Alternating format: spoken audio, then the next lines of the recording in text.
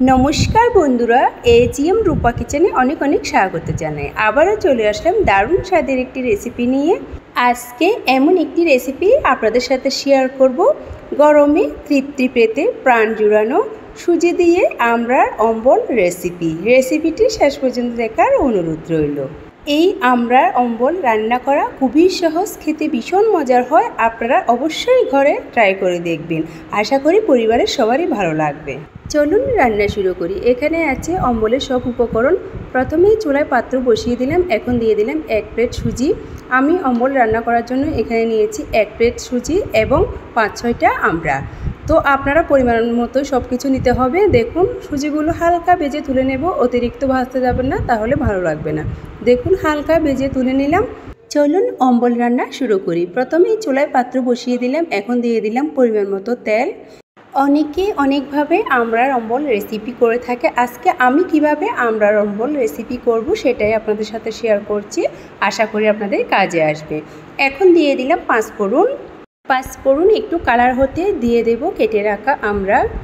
আমি আমড়াগুলো এইভাবে কেটে নিয়েছি। আপনারা চাইলে গোটা আমড়া দিয়েও রান্নাটা করতে পারেন, তবে সেক্ষেত্রে হবে কি, আমড়াটা একটু সেদ্ধ হতে সময় লাগবে। এভাবে কেটে দিলে আমড়াটা খুব ভালো সেদ্ধ হবে এবং রান্নাটাও খুব সহজে হয়ে যাবে। যখন দেখবেন আমড়ার সবুজ রঙটা একটু চেঞ্জ হয়ে আসলো, এই পর্যায়ে দিয়ে দেব সামান্য পরিমাণ হলুদ, দিব পরিমাণ মতো লবণ এবং 2টি তেজপাতা। এগুলো দিয়ে আবার একটু ভালো করে নেড়ে চেড়ে নেব।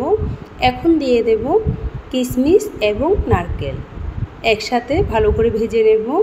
আজকের আমড়ার অম্বল রেসিপি খুবই সহজ পদ্ধতি দেখিয়েছি, এর চেয়ে সহজ পদ্ধতি আর হতেই পারে না। তো রেসিপিটি যদি আপনাদের ভালো লেগে থাকে অবশ্যই লাইক কমেন্ট শেয়ার করে পাশে থাকবেন। সবগুলো উপকরণ খুব ভালো করে ভাজা হয়ে গিয়েছে। এখন অ্যাড করব 1 প্লেট মিঠা দিয়ে আবার একটু ভালো করে নেড়েচেড়ে কষিয়ে নেব। দেখুন, এভাবে কষাতে আমড়াগুলো প্রায় সেদ্ধ হয়ে আসে, তেমন সময় লাগে না। যদি আপনি গোটা আমড়া ইউজ করেন তাহলে অনেকটাই সময় লাগবে। এখন দিয়ে দেব আগে থেকে ভেজে রাখা সুজি দিয়ে সাথে সাথে নেড়েচেড়ে কষিয়ে নিতে হবে, না হলেই সুজি দলা পেকে যাবে। এখন দিয়ে দেব পরিমাণ মতো জল। আপনি কি পরিমাণের অম্বল রান্না করছেন সেটার উপর নির্ভর করে জল ইউজ করবেন। জল দিয়ে সাথে সাথে নেড়েচেড়ে দিতে হবে। আচ্ছা, এখানে একটা কথা বলি, আপনারা যদি খুব বেশি টক অম্বল বা মিষ্টি অম্বল খেতে চান তাহলে মিঠার পরিমাণটা বাড়িয়ে কমিয়ে নিতে পারেন, কোনো সমস্যা নেই। জল দিয়ে নাড়াচাড়া হয়ে গিয়েছে, এখন একটু দিয়ে দেব ঢেকে। চলে আসলাম 5 মিনিট পর। দেখুন, খুব সুন্দর ফুটে উঠলো। এখন আবার একটু নেড়েচেড়ে দেব।